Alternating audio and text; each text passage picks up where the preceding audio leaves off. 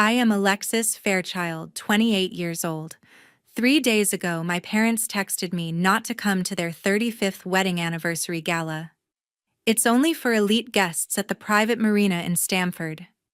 My mom wrote her words sharp and final, like closing a bad deal. You'll make everyone uncomfortable. So I spent the evening alone in my tiny studio apartment in Stamford, watching strangers celebrate through my window while my family toasted champagne on a lit-up yacht without me. At exactly the moment the gala peaked, my phone rang. My sister Caitlin. Her voice was shaking. Alexis, what did you do? Mom and Dad just saw something and they're not okay. Everything's falling apart. What the hell did you do?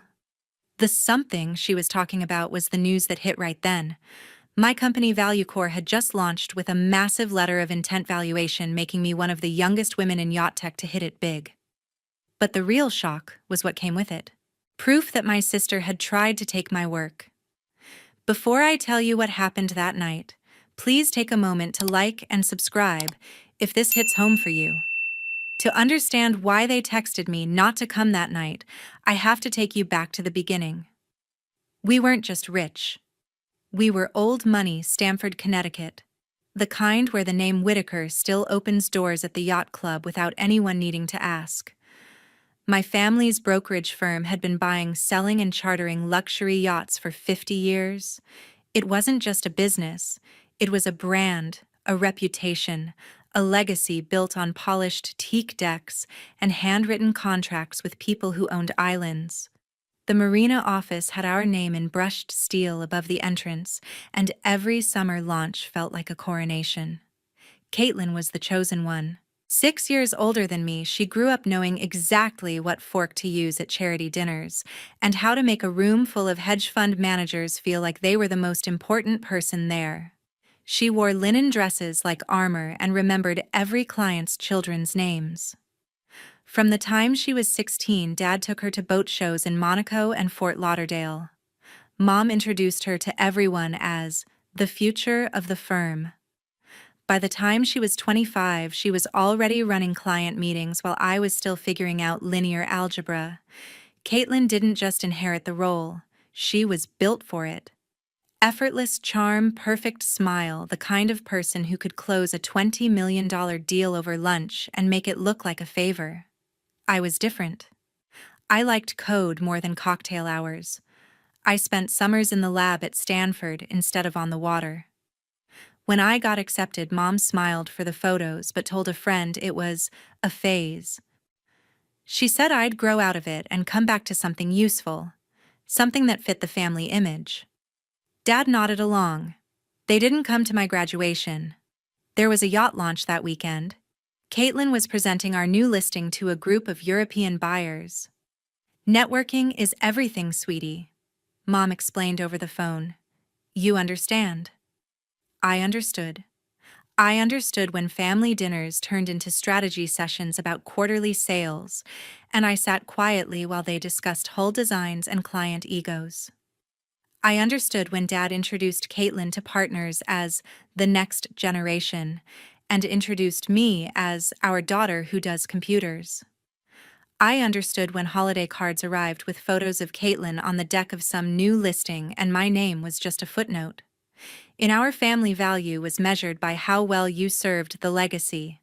If you strengthened the brand, you mattered. If you threatened the image, even by being too quiet, too focused, too different, you became a problem to be managed. Caitlin strengthened it. I didn't. So I built something of my own. The firm was everything to them. It had survived recessions, market crashes, even a fire that took out half the docks in the 90s. Dad had spent his life keeping it afloat.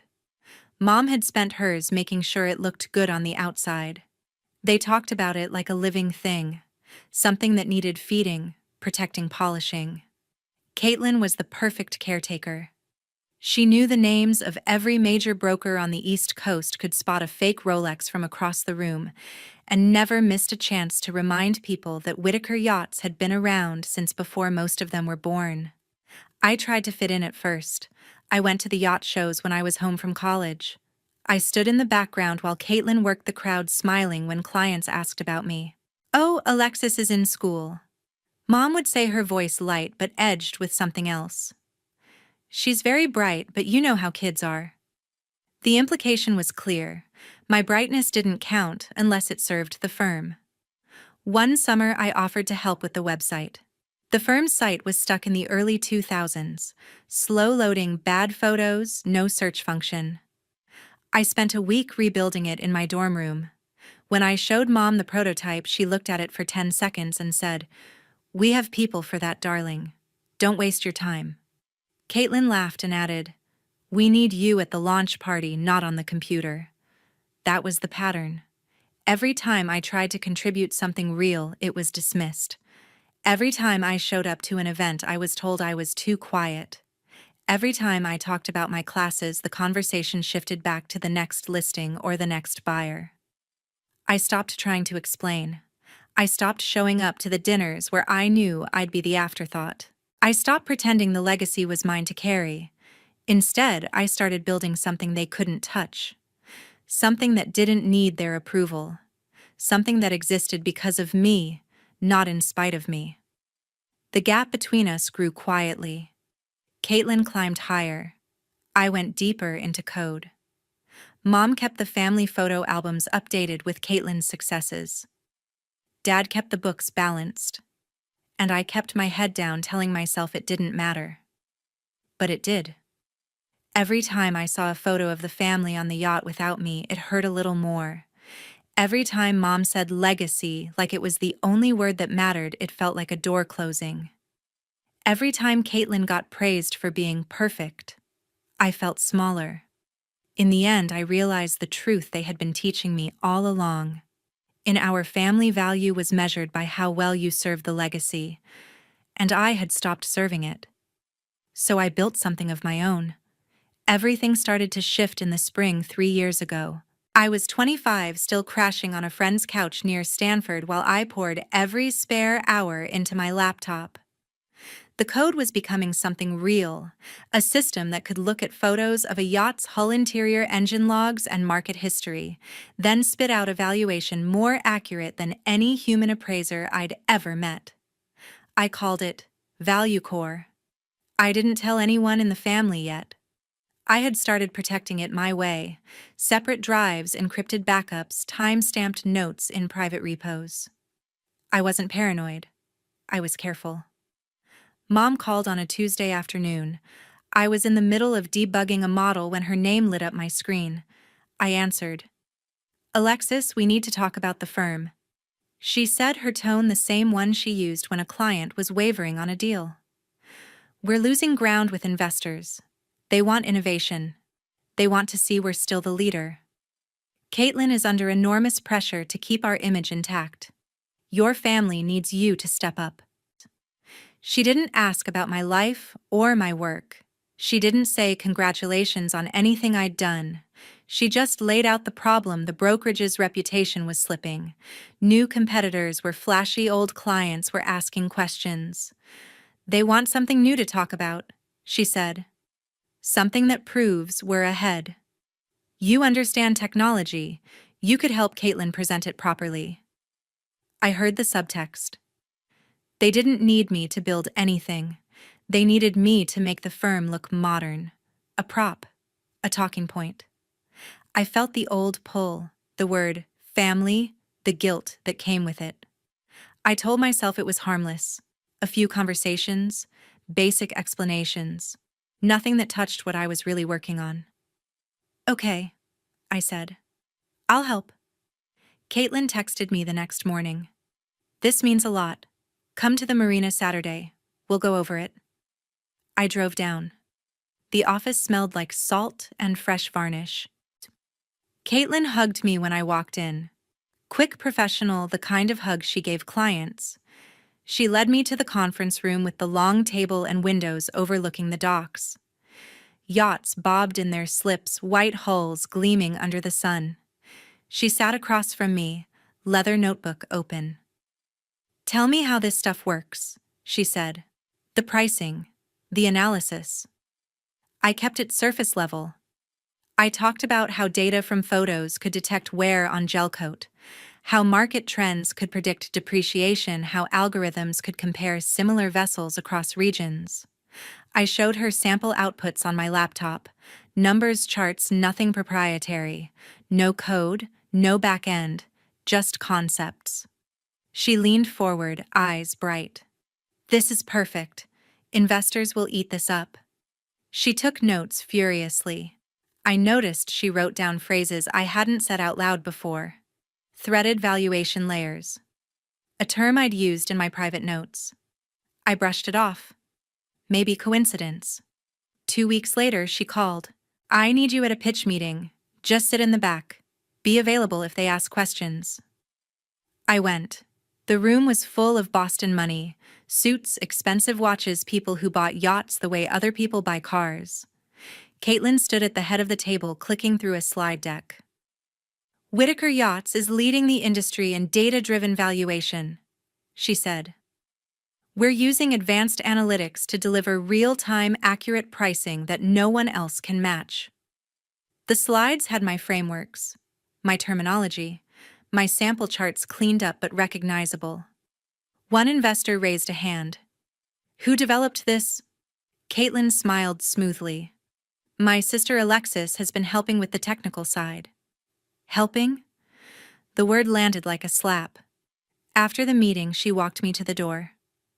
That went well, she said. Thanks for being there. She handed me a folder. Standard NDA, she explained. To protect the family business. Covers everything related to Whitaker Yachts. You understand. I flipped through it. Non-disclosure on all proprietary information. This protects me too, I asked. Of course, she said. We're family. We look out for each other. I signed. Because at that moment I still believed the word meant protection. The next few months felt like walking a tightrope. Caitlin kept asking for more. Can you run numbers on this listing? Can you explain how the model handles depreciation? I gave her outputs. Summaries. Never the source. Never the heart of it. She kept using it. At a show in Newport, she presented slides with my exact phrasing. Threaded valuation nodes. Word for word from my notes. The crowd applauded. She thanked the team. Never my name. I started to feel the doubt settle in. The questions. Why did she need so much? Why did the slides look so much like my work? But I pushed it down. They were desperate, I told myself. The firm was losing face with investors. They just needed enough to look like they were still leading. Once the reputation was safe, it would stop. That's what I kept telling myself. The doubt grew quieter, but it never went away. A few months later, the requests turned into demands. Caitlin called me on a Thursday evening. I was in the kitchen of my shared apartment reheating leftovers when my phone buzzed. Alexis, we need the full system. She said no hello, no small talk. The investors are pulling back. We need to integrate your model into the firm. It's the only way to save our position. I set the plate down. My model. Yes, she said. The valuation tool you've been working on. We have to show them we're ahead. You signed the NDA. Everything related to the business belongs to us. I felt the air leave the room. This isn't Whitaker work. This is my project. She laughed, but there was no humor in it. You consulted for us. You used our time, our resources. It's a conflict of interest if you keep it separate. Mom agrees. We need it now. I told her no. The next day, Mom called. Her voice was ice. Alexis, your sister is right. You signed an agreement. You have a legal obligation to the family business. Don't make this difficult. I explained again. The NDA covered Whitaker proprietary information. It didn't cover my independent work. I had built this before I ever consulted. Mom cut me off. Don't play lawyer with me. Family doesn't sue family. Give Caitlin the code and we can move forward. I said no again. Caitlin showed up at my apartment 2 days later. She didn't knock. She used the key Mom still had from when I was in college. She walked in heels, clicking on the tile, and sat on the couch like she owned the place. "We need the full system," she repeated. "Not summaries, not outputs, the code, the models, everything." I stood by the kitchen counter. "No." Her face hardened. "You're being selfish. The firm is struggling. Clients are leaving. Investors want to see innovation. If we don't deliver, we lose everything Dad built. Do you want that on your conscience?" I looked at her. "This is my work." She leaned forward. "It's family work now. You signed the NDA. If you don't hand it over, we'll have to take legal action. Conflict of interest, breach of duty. You know how this looks." The threat hung there. Legal action. From my own sister. I pressed record on my phone in my pocket. "Connecticut is a one-party consent state." She kept talking. "You're putting your little side project over the legacy. Mom is right. You're making this hard for everyone. Just give us the code. We can integrate it. Put your name on it somewhere if that makes you feel better. But we need it." I didn't respond. I let her talk. Every word went on the recording. When she finished, she stood up. "Think about it. Don't make us do this the hard way." She left. The door closed softly. I sat down and listened to the audio. Her voice calm at first, then sharp. The threats, the flip, making me the problem. "You're being selfish. You're putting your side project over the legacy." It wasn't about saving the firm. It was about control. After that, the erasure became systematic. Emails from the firm stopped CCing me. Even the family updates, birthday reminders, holiday plans, vanished from my inbox. On social media, photos of yacht events went up without tags. My name disappeared from captions. From family legacy slides Caitlin used in pitches, the section about next generation showed only her. My photo, my name, gone. Mom called a week later. "Alexis," she said, voice smooth but edged. "I know you're upset, but you have to understand. You make people uncomfortable. Your energy is heavy. Clients can feel it. It's better if you stay away for now. For everyone's sake." I didn't argue. I just listened. She continued. "The elite guests expect a certain atmosphere. Positive. Upbeat. You don't fit that right now. It's not personal. It's business." I hung up. The realization settled in slowly. This wasn't anger. This wasn't disappointment. This was deliberate. They had turned me into the problem so they could justify removing me. No more invites. No more mentions. No more place at the table. It was clean. Efficient. And it hurt more than any fight ever could. As the months passed, I pushed forward on my own. I stopped answering the occasional texts from Caitlin asking for updates. I stopped explaining myself. Instead, I doubled down on Value Core. The beta phase started quietly. I partnered with 2 mid-sized yacht agencies on the East Coast. They fed me real listings, hull photos, maintenance logs, sales history. The model learned fast. Valuations came back within minutes, accurate to within 5% of final sale prices. The agencies were impressed. They started using it for internal pricing, then quietly for client reports. Word spread in the yacht world. Not loudly, these people don't shout about tools, but enough that more agencies reached out.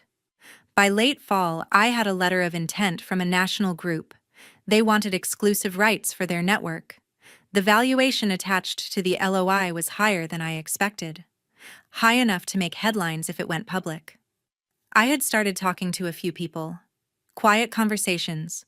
Lawyers who specialized in tech IP. A former professor who could verify timelines. A distant cousin who had seen one of Caitlin's pitch decks and kept a copy. I didn't tell them everything yet. I just gathered what I needed to make sure the truth could stand on its own. The night of the 35th anniversary gala arrived. I stayed in my studio. The room was dark except for the glow of my laptop.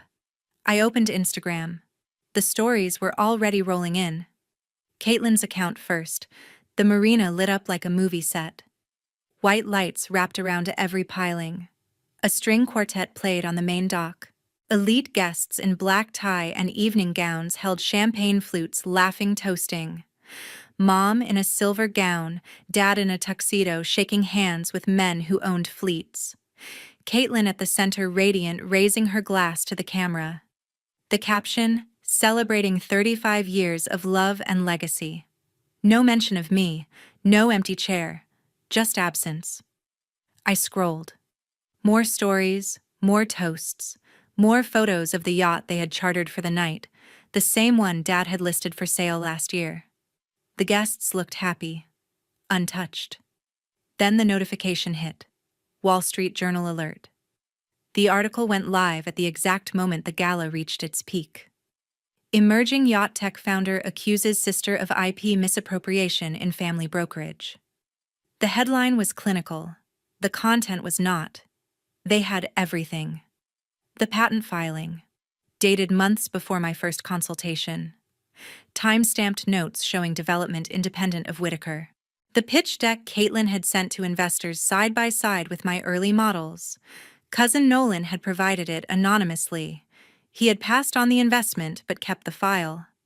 Dr. Kendra Voss, my old Stanford advisor, had given a statement verifying the originality and timeline.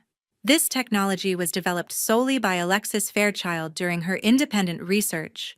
She wrote, "Any claims otherwise are unsupported." The article quoted the NDA, explained why it didn't cover my personal project. It quoted Caitlin's presentation slides. It quoted emails where she asked for more than basic concepts. It was airtight. Within minutes, the yacht world picked it up. Trade sites ran the story.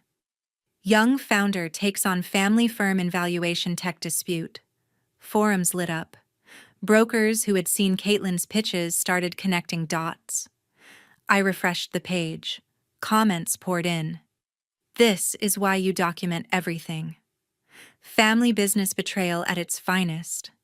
Whitaker just lost credibility. My phone stayed silent for exactly 3 minutes.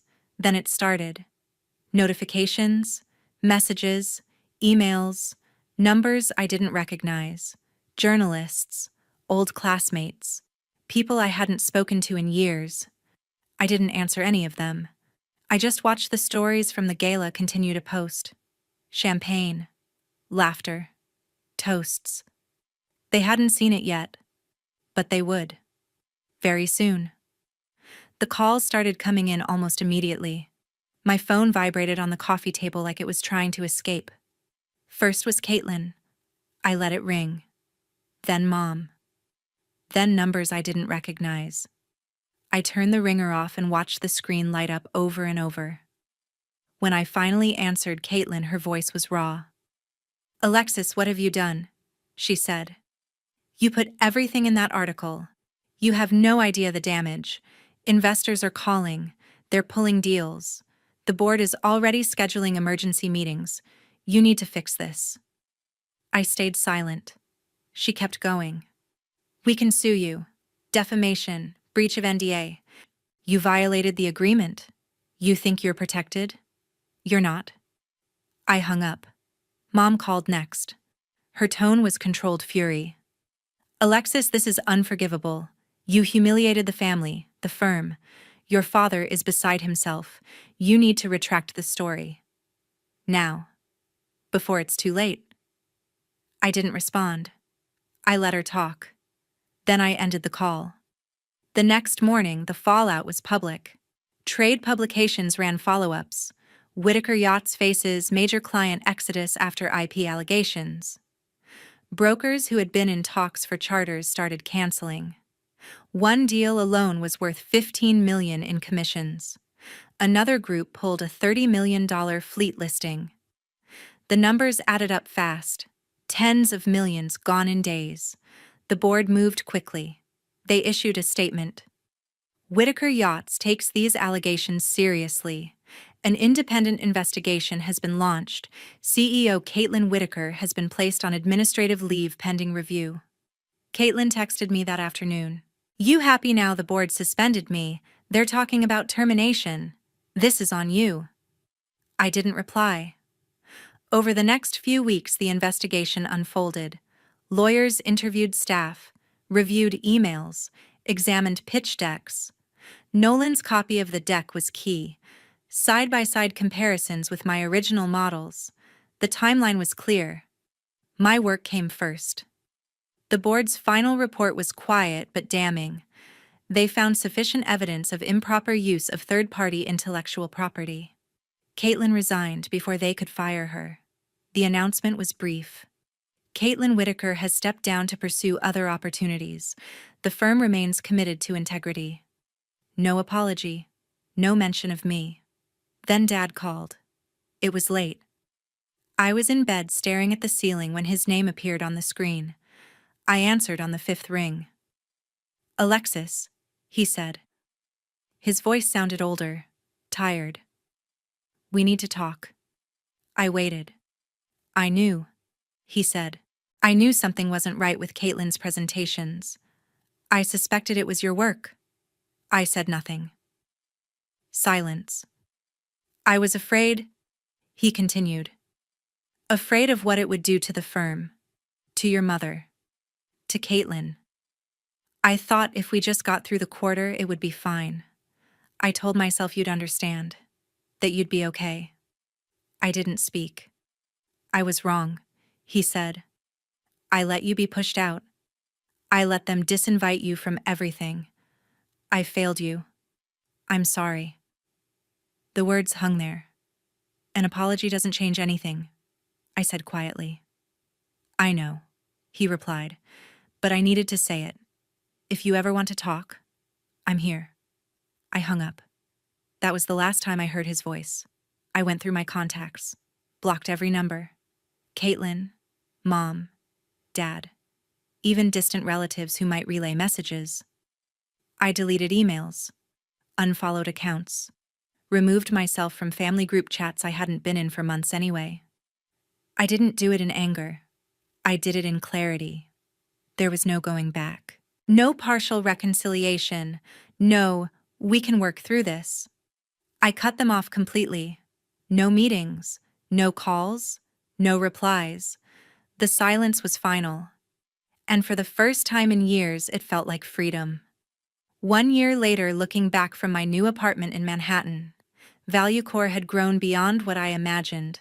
The letter of intent turned into a full partnership with a national yacht consortium. They rolled out the platform across their network, agencies from Miami to Seattle. Valuations that used to take days now happened in seconds. Clients loved it. Brokers trusted it. Revenue hit 8 figures in the first quarter. I hired a team, engineers, salespeople, a CFO who actually understood tech. We moved into an office in the Flatiron District, whiteboards on every wall, no hierarchy, just work that mattered. I stood at my window overlooking the city. Bay windows, hardwood floors, nothing fancy but mine. No family photos on the walls, no legacy plaques. Just a framed copy of the partnership agreement and a shot from my first team meeting. The Women in Business Summit came in February. 1,200 attendees in a Boston convention center. I was the keynote. Backstage, my hands shook. The MC announced me. Applause. I walked out under bright light silhouettes in the dark. For years, I was told I made people uncomfortable. I started. Too quiet, too focused, not right for the family image. When they tried to take my work, I had a choice: stay silent or speak my truth. The room listened. "I lost my old family," I said, "but I no longer have to shrink myself to stay." Standing ovation, women on their feet. Messages flooded in after. "You gave me courage to protect my code." "My brother took credit. I'm documenting now." "Family said my startup was a hobby, not anymore." I read them all. Responded to hundreds. File patents first. Never work free for family. Write boundaries on paper. Integrity costs relationships, but it's worth it. Caitlin's career stalled. No brokerage would touch her. The yacht world is small. Word spread. She tried consulting smaller firms. Nothing stuck. Last I heard, she was in real estate listings. Land, not water. Far from CEO dreams. Mom and Dad faded from elite circles. Country club whispers. Old clients drifted. The firm struggled. Sales down 25%. They brought in outsiders for management. Dad stepped back. Mom hosted fewer galas. Isolated in their mansion, legacy cracked. No calls came through. I'd blocked them all. No visits. No messages. The cut was clean. I didn't check on them. I built instead. The partnership press conference was small. My team and journalists in the office. I stood with the consortium CEO. Value Core delivers unmatched accuracy, he said. Cameras flashed. How does it feel? A reporter asked. Like justice, I replied. Not revenge. My work mattered when no one else saw it. Big. Valuation doubled since launch. $4 billion projected. Partnerships lined up. But success wasn't the point. Freedom was. A year before, I sat alone while they celebrated. Now my team filled my living room for holidays. Laughter, takeout, no expectations. Dr. Kendra texted from Stanford. Proud of you. Nolan emailed the board's report. They settled quiet. Dad tried once. Unknown number. Alexis, can we talk? Just us. I blocked it. Mom sent a letter. Handwritten. We miss you. The firm needs you. In trash. Caitlin's LinkedIn stayed frozen. No updates. I didn't gloat. I moved on. Lessons stuck hard. Patent before sharing anything. Never consult free for family. Boundaries on paper. Emails, recordings, NDAs you control. Blood ties break when legacy trumps truth. Cut them clean. Build your own circle. Your voice deserves space. Claim it. If this story resonates, share yours below. I read everyone. Resources in description: IP protection guides. Family boundary worksheets, women in tech networks. Thanks for staying.